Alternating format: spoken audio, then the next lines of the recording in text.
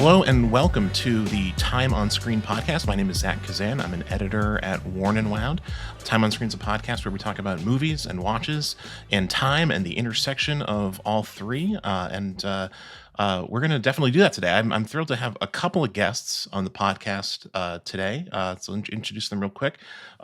First up, you know him from the Out of Office columns and a bunch of Warn & Wound articles, a growing number every day. Thomas Calara, Warn & Wound editor. Thanks for being here, Thomas. Hey, what's up? Yeah, thank you. Thanks for having me, guys. Oh, absolutely, anytime.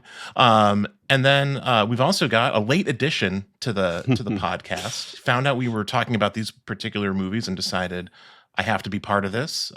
Warn & Wound's head of partnerships, Kyle Snarr. Kyle, welcome to the podcast. Hey, I always love being a stowaway. Thanks for letting me sneak aboard this particular podcast. You're making your return to the Time on Screen podcast. You joined me for the first couple episodes of this podcast when it was not even a dedicated series yet. So I appreciate you coming back. Yeah, I've missed you, man, and I'm glad to be back. But you've done a great job. I've been an avid listener. Oh, well, thank you. I appreciate it. I'm glad at least someone is listening. That's always gratifying to hear. So today we're talking about a couple of movies, and maybe, you know, if we zoom out a little bit, maybe even more than a couple of movies. But specifically, we're talking about Ocean's 11 and Ocean's 12, Steven Soderbergh's early aughts heist movies starring just a murderer's row of A-list Hollywood movie stars. Ocean's 11, Ocean's 12, 2001 and 2004 releases, respectively. These movies are like cable TV staples. You know, they were huge box office hits. I think most people have probably seen them. I'll do just a real quick and dirty plot summary, as if anyone needs a refresher on Ocean's 11 and 12. But it follows Danny Ocean, played by George Clooney. In Ocean's 11, he's just released from prison and plans a heist to sort of get back at this guy Terry Benedict, a casino owner, for stealing his girl. Classic story. His ex-wife is played by Julia Roberts, and he assembles a team of thieves, including Brad Pitt and Matt Damon and many others, to pull this off. And then in 12, they basically do it again in Europe under slightly different circumstances. So to kind of kick things off, I wanted to ask you guys about your first exposure to these movies. Before we do that, Kyle's reminding me, because this is a watch podcast, we need to do wrist checks. It is. Yeah. Kyle, what are you wearing? I chose the watch very specifically today, so I was excited to share it. So I didn't want to skip over my favorite. Well, part okay. Well, let's do it, man. What are you wearing? So, yeah, so I am wearing a watch. I would say my whole collection's an affordable watch collection, but this particular watch is an affordable watch, a very affordable watch within an affordable watch collection. So this is my Timex Times Todd Snyder mod watch. So I wore it for two reasons. One, I think it's fun, and it has kind of a roulette style dial, like kind of almost looks like roulette wheel, which I thought would be kind of appropriate for today's topic. And the second reason is Todd Snyder's their store over near Madison Park has been very kind to us and is like outfitting a photo shoot that we're going to be doing here in the not too distant future. So shout out to Todd Snyder's boutique on near Madison Park. So yeah, that's awesome. Those Todd Snyder Timex collabs always look really great. I didn't know you had that watch. That's a really it's good fun, piece. And I didn't have to set it this morning. I just grabbed it and it was gone. Yeah, it's the magic of quartz. It's always ready to go. Thomas, it's on a Bond NATO, by the way. Oh, very cool. Very cool. Very fitting. Yeah. Oh yeah. So today I have on my Explorer, my 14270 Explorer. Maybe kind of like appropriate as well. You know, something that kind of fits within the style of some of these characters in the movie, and you know, is maybe not out of place when they're doing more of the activities that they're doing, like going down a shaft or whatnot. And I only do have one watch on today, unlike George Clooney, who wore two. Just double resistance, a key moment. Yeah. So which was, I'm not cool enough to pull that off. So Neither am I. And I think an explorer is always appropriate for any. I mean, it's hard to imagine a situation where a Rolex Explorer is not, like kind of it's never out of place. That watch, Right. it's just kind of like yeah, it always works. I'm wearing my Grand Seiko SBGH 271 today. It's been a little while since I've pulled this one out, so. Yeah, so I just decided to put this one on today. I really like it. Green dial, gold accents. It's nice. Very cool. I It's don't been know a that while since you it worn doesn't that have one. any specific connection to what we're Right. talking about today. But okay, risk checks out of the way. Plot summary out of the way. I wanted to ask you guys about because these movies are 20 years old at this point, so we've kind of lived with them for a long time. And Thomas, you actually suggested last time I was in the office that we cover these movies on the podcast, and I immediately was excited to talk to you about them because they're longtime favorites of mine. I'm wondering what your initial exposure to these movies was. Did you see them in the theater, or did you catch them on TV later? How'd you come across the Ocean's movies? Yeah, so the movie came out in 2001. I believe I was in the middle of middle school at that time. So I didn't even know that the movie was being released. That movie was just far off my radar.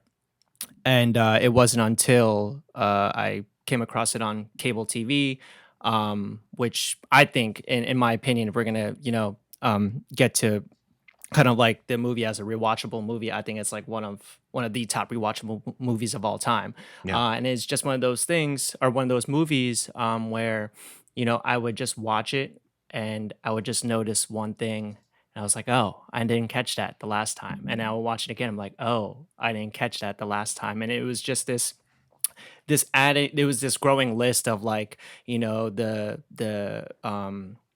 the style in the movie, the effortlessness of the movie, the one-liners. Like you got to watch these movies with subtitles because like a lot of the times it's like some of the characters mutter and you just Hmm. don't catch like what they say, and then you watch it with the subtitles on. You're just like, oh, I didn't even realize that he said that. And yeah, I just think overall it's like really cool. And it wasn't until later on again where when I watch movies, I appreciate the cinematography of the movie, and then understanding what Soderbergh did with these movies, and then the score. Which is like Yeah. another thing about this movie where I'm just like, wow, like this is really cool, and it's reminiscent of a band that I'm really into, and they're called like Medeski, Martin, and Wood, Oh, and they're sure. like Yeah. this like funk like jazz um, band, and yeah, it's just very very cool, very effortless, and yeah, and it's just I just came across this movie just through cable TV and just have like watched it, ever since. Yeah, it's interesting that you point out the score. I love the score, and I kind of like made notes as I was watching this movie. About the score and like key scenes where the music kind of like takes over. The score's by a guy named David Holmes, who's a DJ from Northern Ireland, and I actually was watching a movie last night, a documentary. You can watch it on Showtime. It's called Meet Me in the Bathroom. It's kind of like an oral history. It's based on a book that's an oral history of like early 2000s indie rock in New York City, and he pops up in that movie. So So cool. side recommendation for Meet Me in the Bathroom. It's a cool movie if you are interested in that particular period of American indie rock. Kyle, how about you? How did you come to find the Ocean's movies? Yeah. So I was also in school at the time, but I was in college. I was in film school, and this I was in the middle of film school when the kind of the 1-2 punch of Aaron Brockovich and Traffic was on the Hmm. scene, and I loved both those movies, particularly Traffic. I just was a huge fan of that film.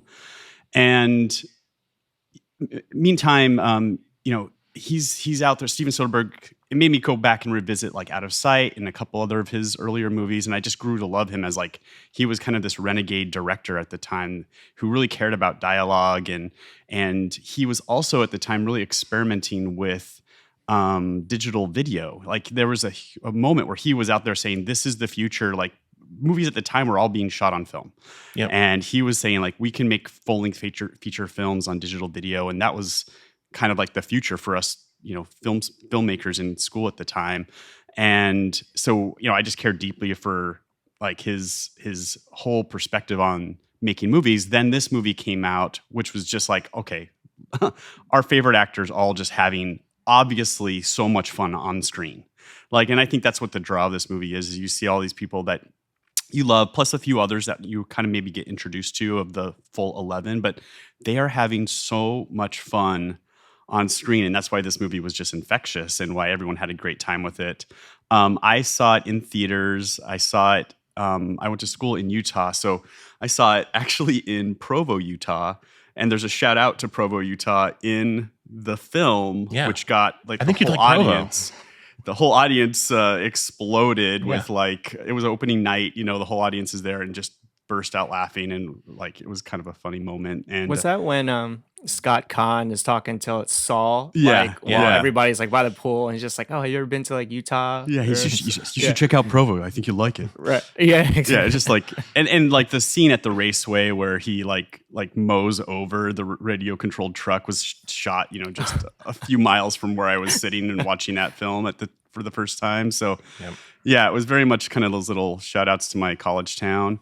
And yeah, you know, I think I just really like Steven Soderbergh at that moment in time was kind of like my hero. And a few years later, my wife, you know, she called me up and said, hey, you know, hurry home from work tonight. We're going to go out. And so I was like, okay. So I get home and jump in the car, and I don't know where we're going, but we leave Salt Lake and we start heading up the canyon toward Park City. And, you know, Sundance was going on at the time. So I'm like, oh, we're going to go see a Sundance film. And that's cool. And so we get into Park City and we turn into the high school, which is the big auditorium at the high school is where a lot of the premieres at Sundance happen. We pull in, and on the blinking kind of board out in front of the high school, it just says A Night with Steven Soderbergh. And so I got to go and see him speak with my wife, and he premiered that night kind of a rough cut of an experimental film that he'd been working on that was untitled at the time, but was later kind of released under the name The Girlfriend Experience. But like, it was just a really like for to hear him and talk about his philosophy of movie making, how important story is, the way he kind of does run and gun style movie making. A lot of those things are evident in I would say Ocean's 11, and even more so that run and gun feeling is really evident in Ocean's 12. Yep. Yeah. Yep. Yeah, he's a really interesting filmmaker. He's had a really interesting career, and he's made all different kinds of movies over the course of his career. He had this. He's also retired like 5 times. Yeah, I never believe him when he says he's retired because he keeps coming back. He has a new movie coming out in the spring. He's got the final entry in the Magic Mike series. He's back. He's back for that. So it kind of speaks to the breadth of his. You know, the types of movies he made. He can, you know, he made like obviously the Ocean's movies are these big, you know, like kind of star-studded, you know, productions with, you know, like they shoot all over the world, especially in you know, in 12. And he also makes these little intimate indie movies shot on digital video. He made a movie shot exclusively on the iPhone. Came out on Netflix a few years ago.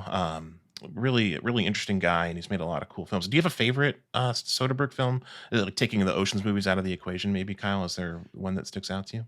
Yeah, I mean, I find myself really drawn to Traffic. I think that is kind of his best movie, in my opinion. I think it just is the one that kind of is him flexing all his muscles, you know, in a really kind of creative way.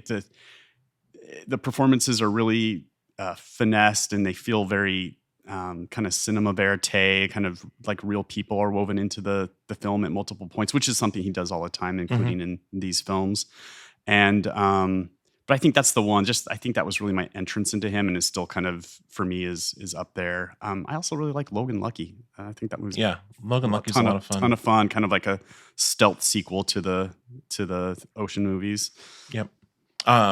I'm a big Contagion guy. I love Contagion. I cannot watch that, man. Oh man, it predicted like the last couple of years of our lives, I think, in a lot of ways. But it's a really really effective thriller, and it's another one where like the score is like hugely important, and it's really like it's a propulsive movie, and the music really comes into play there.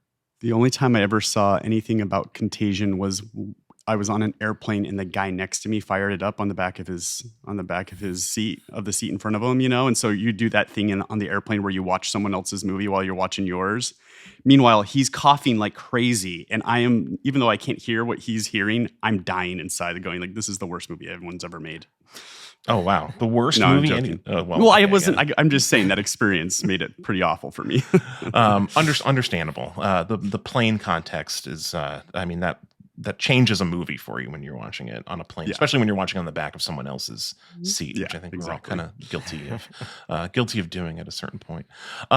So watch spotting in this movie, I think is kind of an interesting topic because you have these these massive celebrities, stars, in this movie who are like, I think pretty like well known as watch ambassadors, 20 years later, as like literally three of like the most, kind of like well known watch ambassadors star in this movie. There are,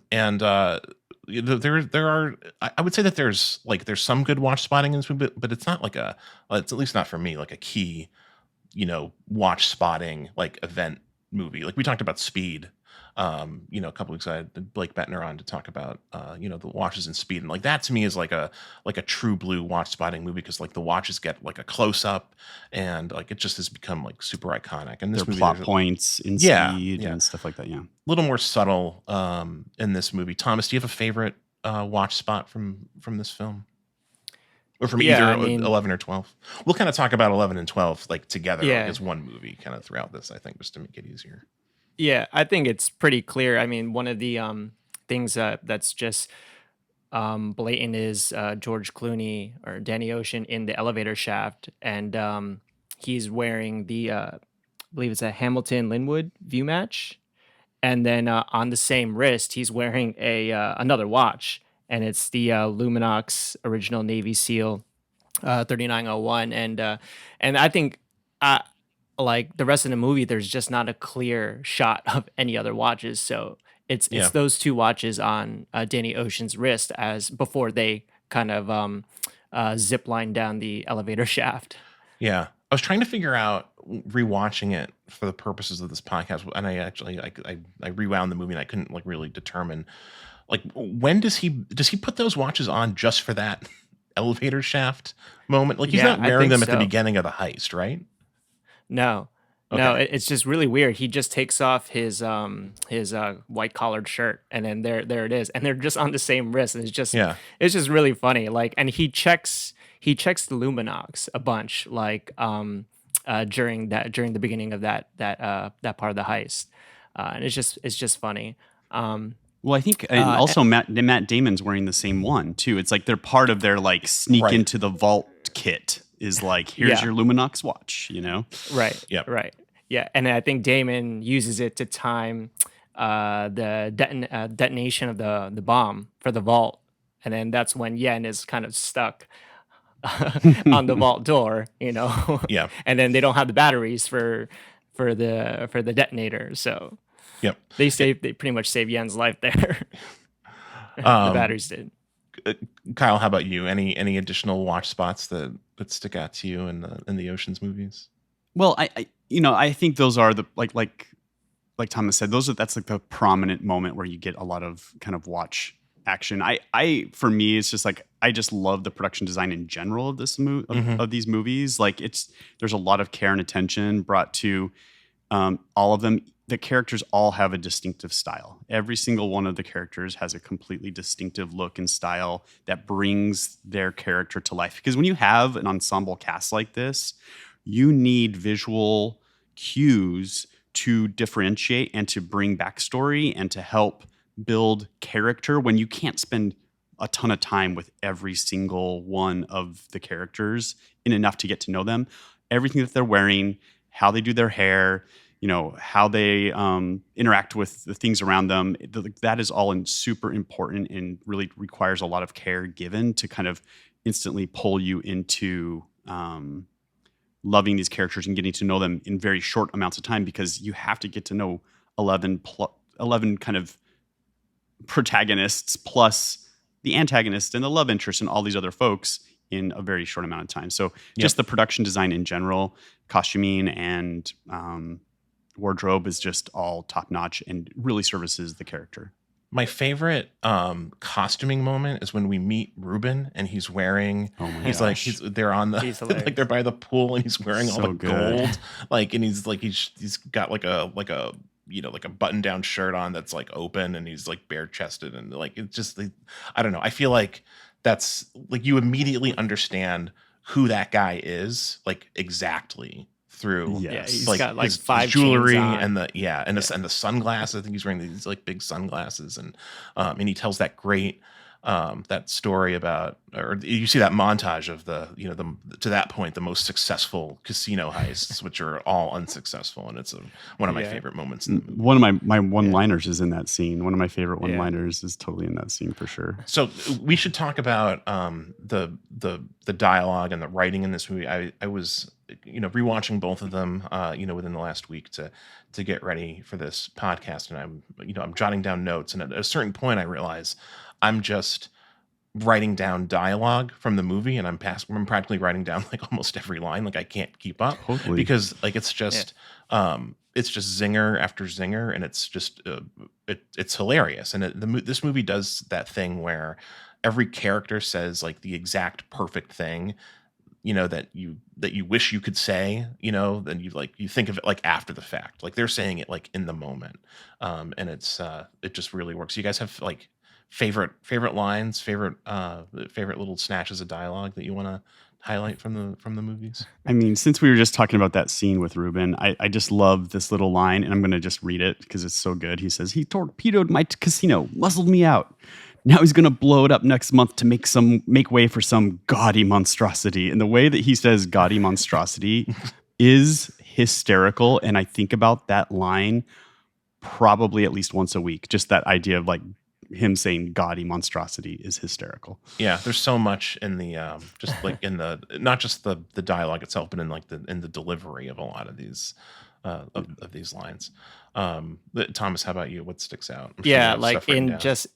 just in that cut as well. Right before that, he's referencing Terry Benedict and kind of like, you better just not mess with this guy because like he'll like mess you up. Like and so I'm just gonna read one line here. He's like, but with Benedict, at the end of this, he'd better not know you're involved, not know your names, or think you're dead because he'll kill you and then he'll go to work on you. So it's just like, what is this good. guy saying right now? Like, Yeah, that's pretty good. I love so basically that entire first not the first scene, but that early scene where Brad Pitt is teaching the celebrities how to play poker, Topher Grace and Josh Jackson, just like So funny. everything that happens in that sequence is hysterical. Topher Grace saying, not Bernie, my business manager. Actually, they're both named Bernie. And then when they're playing cards, there's all this like crosstalk, and someone says, "Hit me," and then Brad Pitt says, "It's not blackjack." Or when he's just like, guess what? All reds. Yeah, already it's just like it's just a combination of it's a nothing hand. You And they can't have find 3 out, pairs. like- You can't have 6 cards in a 5-card game. Right. That's Yeah. a classic.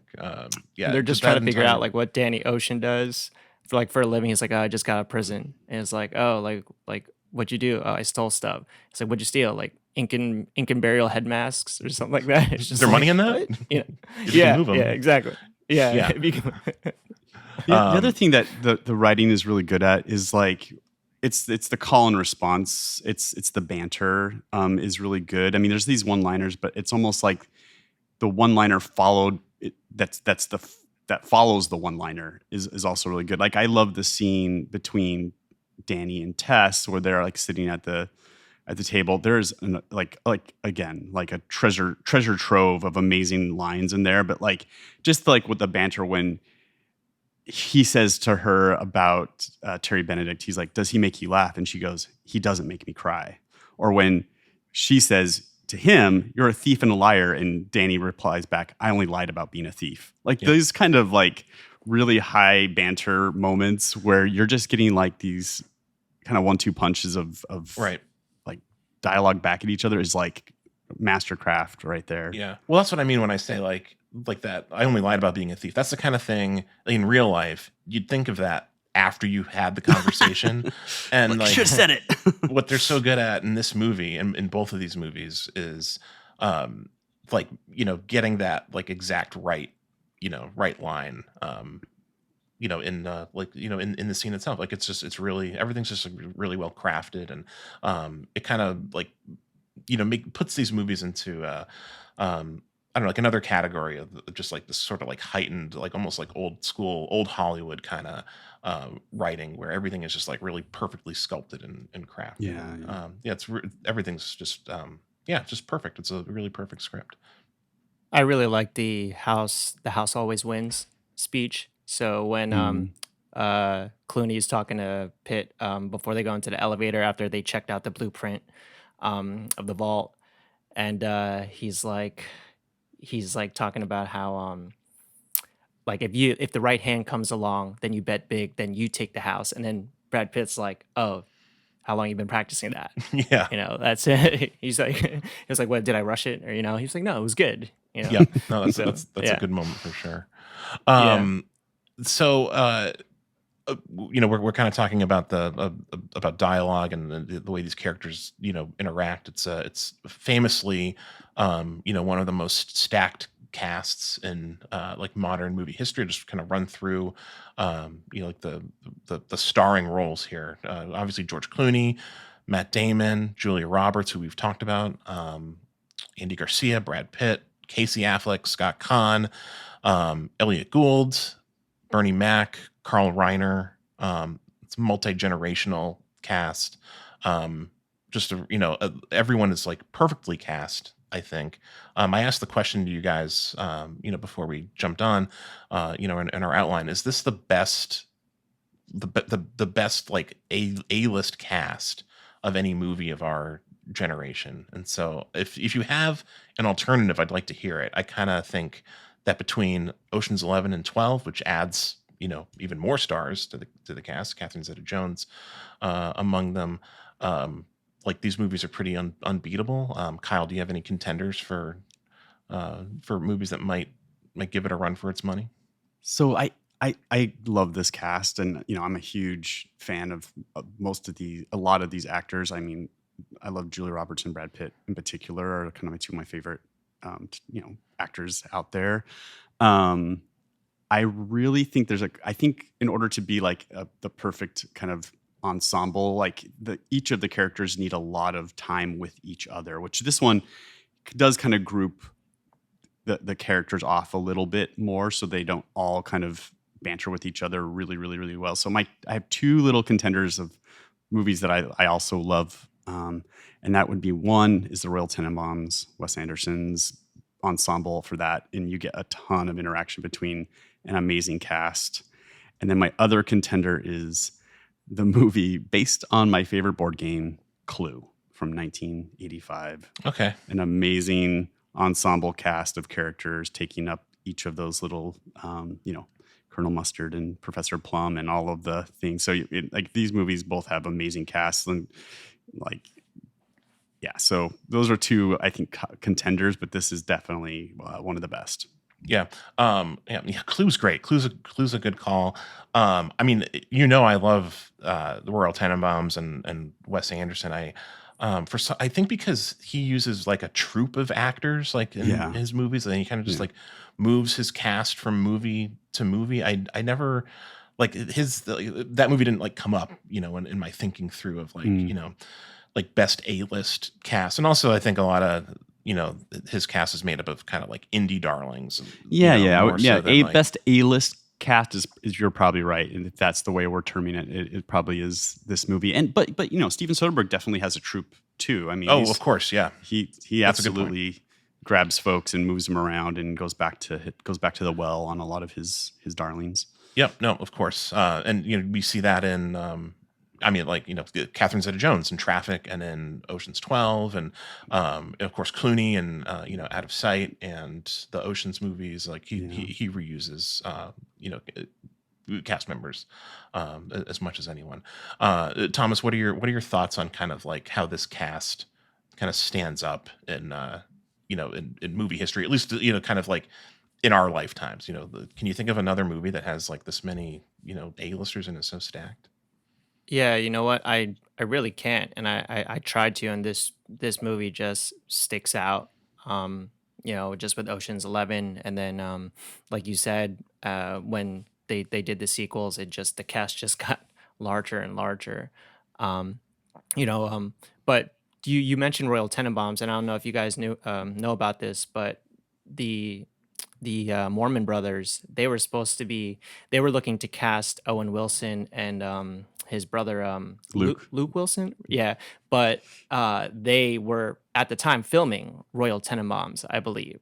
So that's interesting that you had mentioned that. So, but and I can't like imagine those two like being part of the Ocean's 11 cast, or at That's least a like sliding doors how moment. that would like, fit in. yeah. Yeah. Yeah. How about you, Zach? Do you? I mean, I think this is like in terms of like when I think of like the biggest movie stars of my generation, like they're all in this movie. Maybe if you like, I mean, who's missing? Like, Right. I guess like Ben Affleck isn't in this movie, but like Casey is, and Matt Damon are. Yeah, so Casey basically, is, you're yeah. getting So them. you've got like like a good chunk of the Good Will Hunting cast, like in this film. But yeah, no, I think this is in terms of like, there could be more female star power in it for sure. Let's sure, just say and I think that I think that's corrected somewhat in 12 with Right. Catherine Zeta-Jones, and did he had another like large, like big female star in 13? I can't remember who's. It's been a long time since I've seen 13. Well, you have Ocean's but 8. Pacino has is in 13. come back. Right. Yeah, Yeah, that's Pacino's right, in yeah. 13, and you got Ocean's 8, who's got a Female-centered. female Yeah. cast. Yeah. And I feel like Julia Roberts has a bigger part in Ocean's 12. Like I feel like you get to see her more. Yeah. Well, on the has screen. she has like what I think is maybe like the single best scene in either of these Yes. movies is kind of built around Julia Roberts in 12. So I don't know, maybe this is like the best time to talk about that, but Let's do it. The scene where I believe it's called the Looky Loo is the name of the con in in this case, where in kind of later on in 12, like 2/3 of the way through 12, the team is kind of like they've been decimated. Like a bunch of them have been kind of like kind of been made by by Benedict and by the police, and they're in Rome, I think, at that point.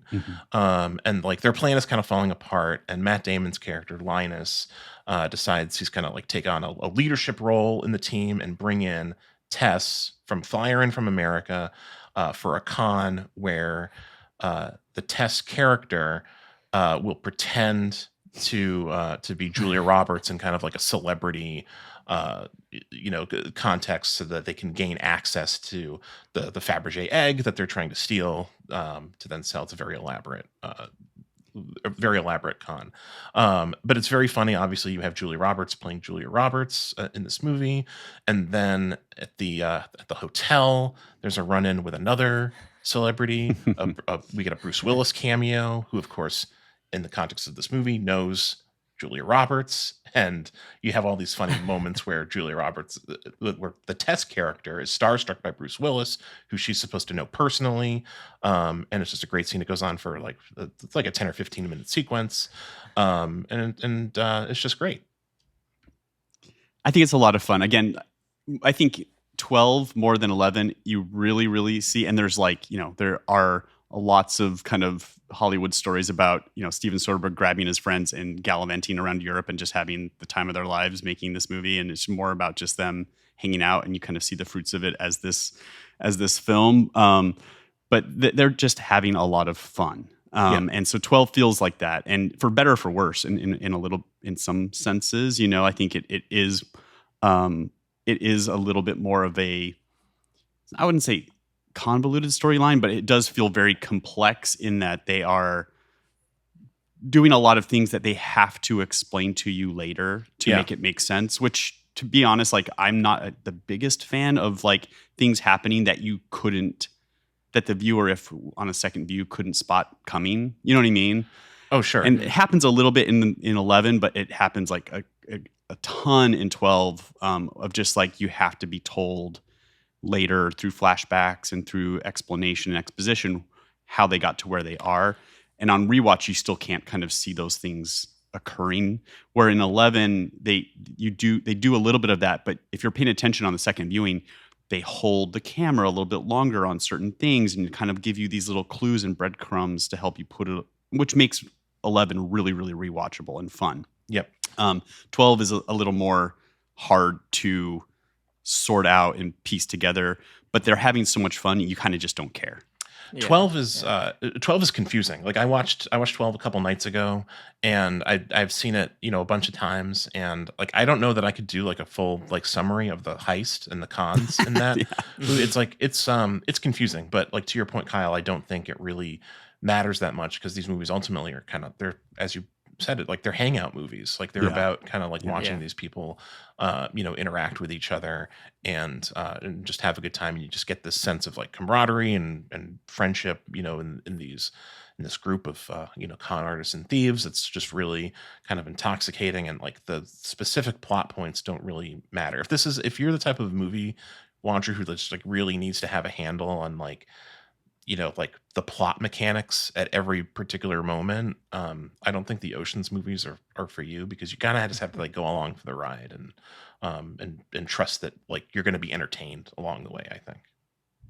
Back to that Julia Roberts scene with Bruce Willis. I just love the reaction from Julia Roberts and Matt Damon. Like Bruce Willis walks in, he's like, "Buongiorno," and then Matt Damon's just like, "Oh," and you just see this genuine excitement from Julia Roberts, and then everybody's just scrambling in the background, and then Matt Damon, who plays Linus, is now playing Julia Roberts' new PR person. He's like, "Glenn Snackwell, public relations. We're looking to come off this pregnant." Yeah, he's like, "We're looking to come off this pregnancy real strong."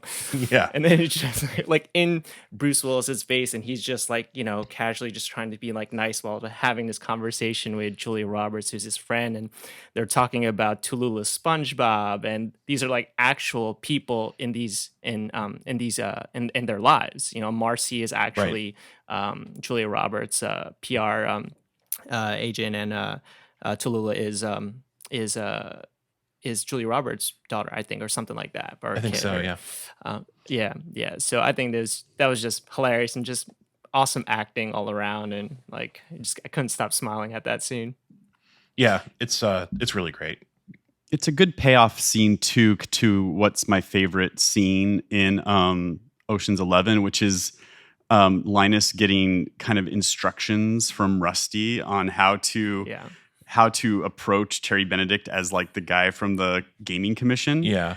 And I just love that scene of him teaching him how to be like a con man and how to like, and the rules of it are so funny. Can I read just a couple of Rusty's lines, because I think it's hysterical, and then it pays off in dividends in Ocean's 12 because Linus is actually really good at it. He says, Rusty tells him, "You look down, they know you're lying. You look up, they know you don't know the truth. Don't use 3 words when one will do. Don't shift your eyes. Look always at your mark, but don't stare. Be specific, but not memorable. Funny, but don't make him laugh. He's got to like you, and then forget you the moment you left his sight." Like. And then the phone rings, and when he says, and the most important thing is like, and you have that great moment where like he doesn't get the key information, or you're led to believe he doesn't get the key information. Yeah. And I just love that whole kind of.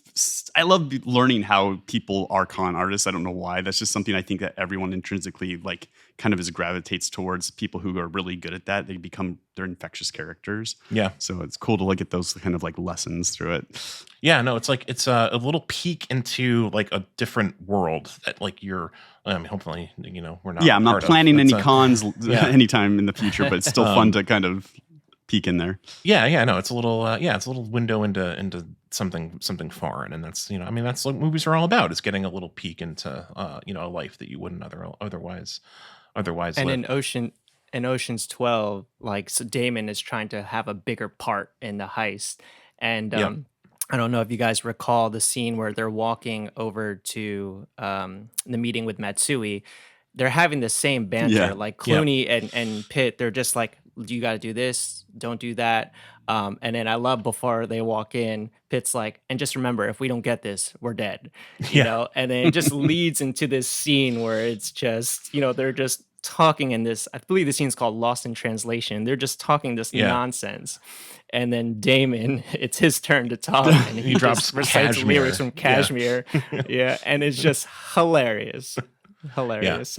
Again, like Yeah. I don't understand how they're decoding that language or what the Right. Rosetta Stone is for what that code is they're using, but it's a Yeah. funny scene for sure. It's really good. Yeah. What other scenes stand out to you guys? This movie is it's a little bit like, as we continue to kind of come back to, it's a hang movie. It's really just about kind of like, like the scenes almost don't matter. It's just like places. Soderbergh is putting these people into places where like they can have this like snappy dialogue, but so it's not like built around huge set pieces besides the heist itself. So I'm wondering what other scenes you guys are really into that you'd put at the top of your list for favorite scenes among these two movies. For me, I liked it when in the beginning of Ocean's 11, where they're just trying to get the gang together.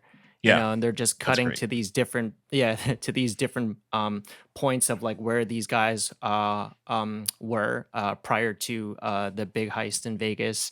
And Kyle referenced the scene where they cut to the Mormon brothers racing on the track, and Scott Conn, it just runs over his brother's remote control car, and Livingston, he's doing he's moonlighting for the FBI, and then they're inside the truck, and he's like telling the FBI, he's like, don't touch that. And then the FBI agent, he's like, why? Well, he's like, why not? He's like, oh, well, you don't see me reaching for your gun and just waving it around. And the guy's like, easy, take it easy, Radio Shack. Yeah. So Radio Shack's a great nickname. right. Yeah. So just like like kind of seeing where these guys are in that point in time, and just kind of gathering everybody to go to Ruben's house where Danny kind of pitches the plan. Yeah, that scene at Rubens where you finally have everyone together, I think is maybe my favorite scene in the in at least in 11. Besides like the heist itself, the heist kind of stands on its own. I think as a as like a rewatchable sequence that's like kind of just like it's incredible. But that I love the way you kind of get a glimpse of how like it's going to work, like how the heist is going to work without actually seeing how it's going to work. I just love seeing like the schematics of the casino and the way that Danny Ocean kind of describes it as this like impossible task. And you just think like, there's no way, like they could pull this off, but of course, they're going to pull it off. It's just got all those like elements that make it kind of like intriguing and informational, and again, like it kind of feels like you're getting this like little window into this world that you're not a part of. Yeah, I agree. I think another scene that I really love, and there's a few of these sprinkled up throughout all the movies, but just when they're trying to before they have figured out all the members of the team, and they have like 10 of them, and they're trying to figure out if they need any more. There's the scene where the camera's locked off. If they're at the bar, it's just Clooney and Pitt, and Pitt's kind of like laying on the bar, staring right into the camera, and Clooney's just talking basically out loud to himself. He's like, I think we got 10. Do we need one more? I think we need more. And Brad Pitt's not saying anything. He's like, yeah, all right, you're right. We need one more. And it's just like that kind of moment, like interspersed with all these kind of fun, colorful moments of just like literally lockdown camera. No one in the scene is like moving, and George Clooney's talking to himself, and it's just a perfect little moment of like character development and banter between them without there being any sort of banter, which is great. Yep. Yeah, no, that's a good point. There are moments where there's no dialogue, and you just have like kind of like like the scene that I'm thinking of in particular is the one where Ruben's casino is demolished, and it's just like you have just these like static shots of like members of the team kind of looking on, and it's just music, and there's no dialogue, and there's so much communicated through that like very kind of simple montage, and then things kind Basher's of like he's doing the thing with the stones. He's watching Yeah. on TV, but then in the background, again, it's just a cut, like how they frame that, and in the background, the building is just crashing down. Yeah. Yeah. What do you guys think of Don Cheadle's accent in this? Is this like a good Cockney accent or like a really, really bad Cockney accent? So I'll say that one of Steven Soderbergh's films is The Limey, which is Yep. a great watch. And it's all about this guy in that kind of like part of the UK where, you know, it's a very distinctive accent, and they also use words in like really interesting ways, like to kind of mean other things. And like, Yeah, that whole Cockney movie's- rhyming slang. Like Exactly. yeah. And The Limey's all about that. And so it's a much tighter representation of both the accent as well as the delivery of some of that kind of rapid fire speaking. Yep. So it's a nice kind of throwback to his own movie, but it's not the best execution, I would Yeah. say, in this one. It's not great. I think it's kind of intentionally not great. Like I think it's supposed to be Yeah. sort of like over the top and you know, just you know, like just so easily identifiable as something, like, you know, so specific that like it has to be kind of like not very good. I have but- said we're Barneyed before, though. Yeah, no, It's that's Barney. we're, Rubble rhymes with trouble. yeah, Does that make That's sense? perfect, you know, perfect explanation of Cockney rhyming slang, like right there in that one little snatch. But if you like that, if you want more of that, check out The Limey. Yeah, The Limey's a good a good recommendation just in general. It's a really good movie. Snatch is another movie that has a lot of that type of, like, again, like the rhyming slang. It's like a real thing. And Another like, great Brad Pitt performance too. yeah, Yep. absolutely. Yep. That's a favorite of Blake Bettner's. Snatch. He's often asked me about Snatch. It's a good movie. It's not top tier for me, but maybe we'll do that on the podcast someday. Maybe could be a good excuse to re-examine it. So this is kind of, the Ocean's movies are sort of like iconic, you know, heist movies. You know, before we, you know, sign off, you know, on the podcast, I'm wondering if you guys have any other heist movie recommendations, you know, off the top of your head. There's nothing that quite has the same flavor as the Ocean's movies, because they're comedies, like they're kind of like old school, you know, like old Hollywood style, like, you know, comedies, in the way that they're structured and the way that the dialogue is delivered. But like there is like this incredible heist like at the center of them. I love a good heist movie. I'm wondering if you guys have any, you know, kind of like further viewing recommendations in terms of you know, like the heist movie genre.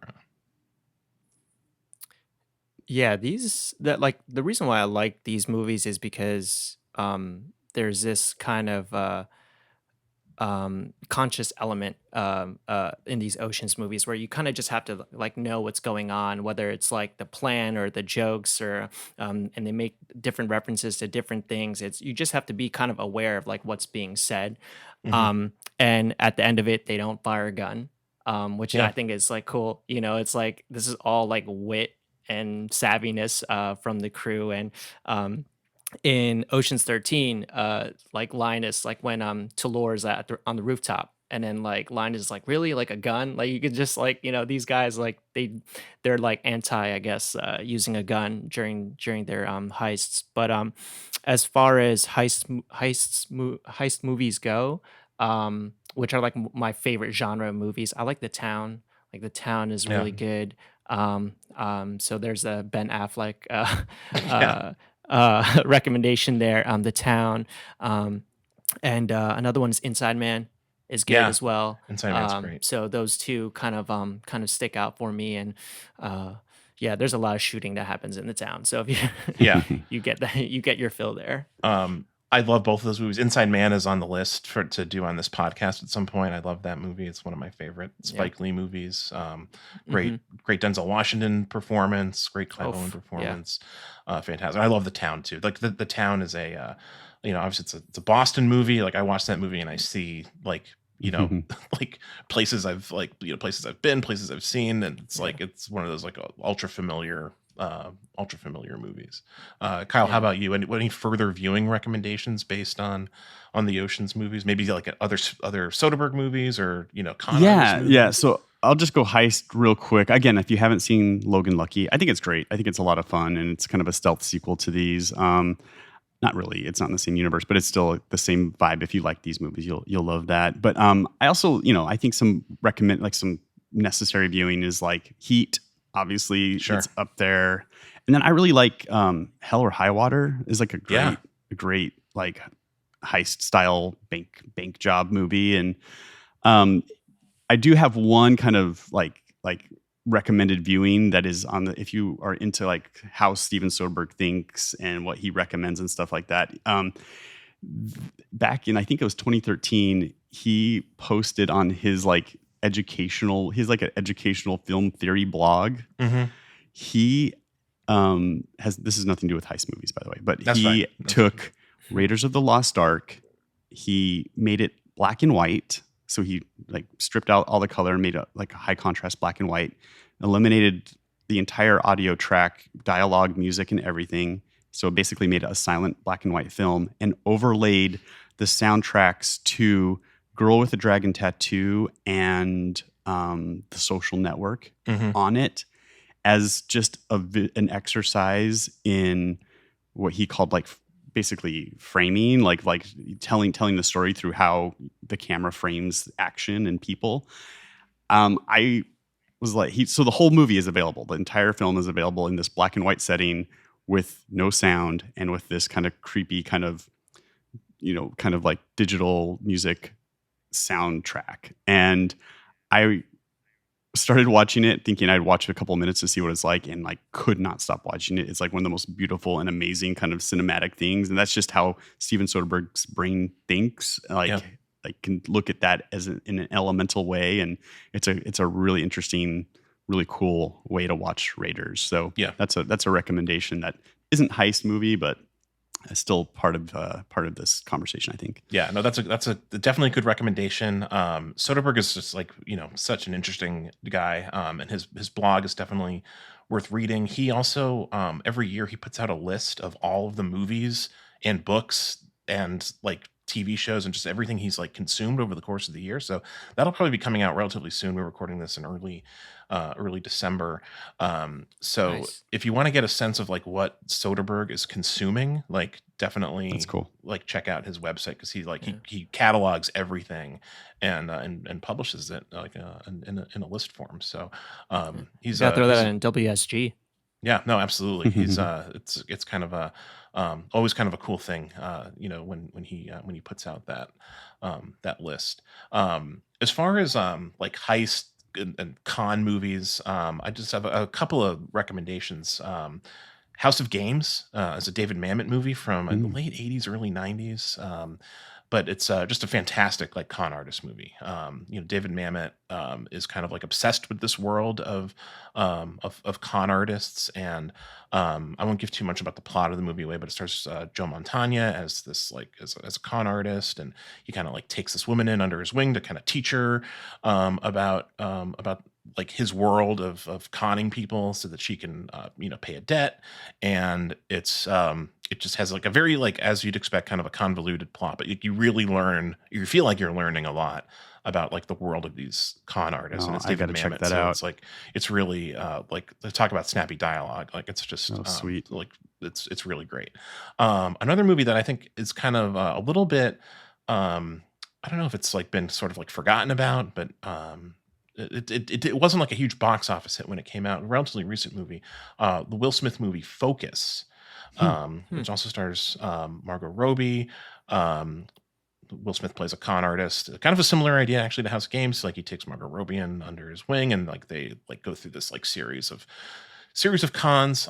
It has two great sequences that really kind of like make the movie work, in my opinion. One is a very short sequence where you kind of observe this pickpocket ring, which will make anyone who watches it kind of like afraid of crowds, I think, because you see these con artists like pickpocketing people, relevant to watch people. Obviously, they're stealing watches like right off of people's wrists. It's kind of terrifying. And then there's this very elaborate scene at the Super Bowl where Will Smith engages in a very elaborate con with just like a series of prop bets basically that escalate and escalate and escalate, and it's just really fun to watch. So Those so are check both on out, the list now. Thanks, dude. yeah, Yeah. check out Focus, check out House of Games. I think they're both streaming on different platforms right now. I've seen them.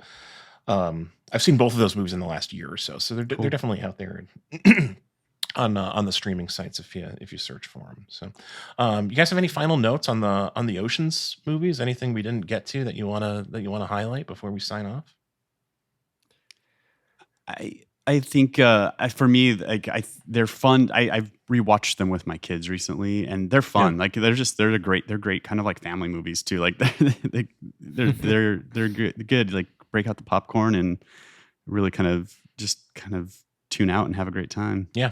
No, I agree. It's kind of like a big tent Hollywood entertainment type of movie that like they don't really make anymore. Like everything I Yeah. think is so, I love the comic book stuff. I go see all the Marvel movies. Sure. But like, I wish there were more movies like this that were just, about, like people who like each other hanging out, conning people. Yeah. Like, what more do you really want?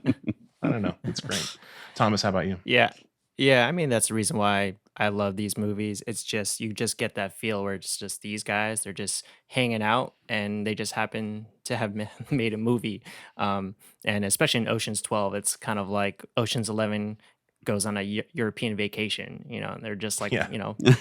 bouncing around Amsterdam, Paris, and they're just Right. hanging out, having a good time. And Clooney is just notorious for just having a good time on set as well, and just like doing pranks and whatnot. And it's just funny because like Mark Wahlberg was supposed to be casted for the role for Linus if Matt Mhm. Damon couldn't be a part of that role. And Mark Wahlberg is on record of saying that like he just really missed out. Like while they were filming Ocean's 11, he was just like, well, yeah, I was doing Planet of the Apes. I had a great time doing Planet Yeah. of the Apes. Like so it's just like a testament to like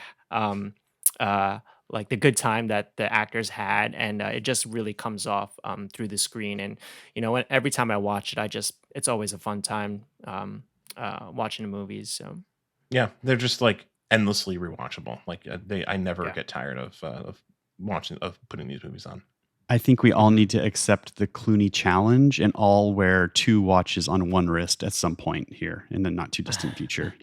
Maybe that will be the way we promote this podcast on Instagram, is to have a Right. couple of Yeah, like there you go. double. What would you even call that? It's not double wristing. It's double It's double watching. double watching. Double Yeah. watching. Yeah. Okay. Yeah. Yeah. We'll get something spun up there for Yeah, for sure. for the Instagram possibly. All right, guys. Well, I want to thank you for joining me for this episode of Time on Screen. Kyle Snarr, Thomas Calara. Yep. I appreciate it. Definitely, give this podcast a review if you can, and subscribe to the Warner Wound podcast, and also subscribe to us on Instagram and YouTube and all the places where you subscribe to Warner and Wound. We'll be back later this month, hopefully for a holiday themed Time on Screen. So yeah, that's coming. So look forward to that. Thanks again, guys, and we'll see you next time. Thanks. See you guys.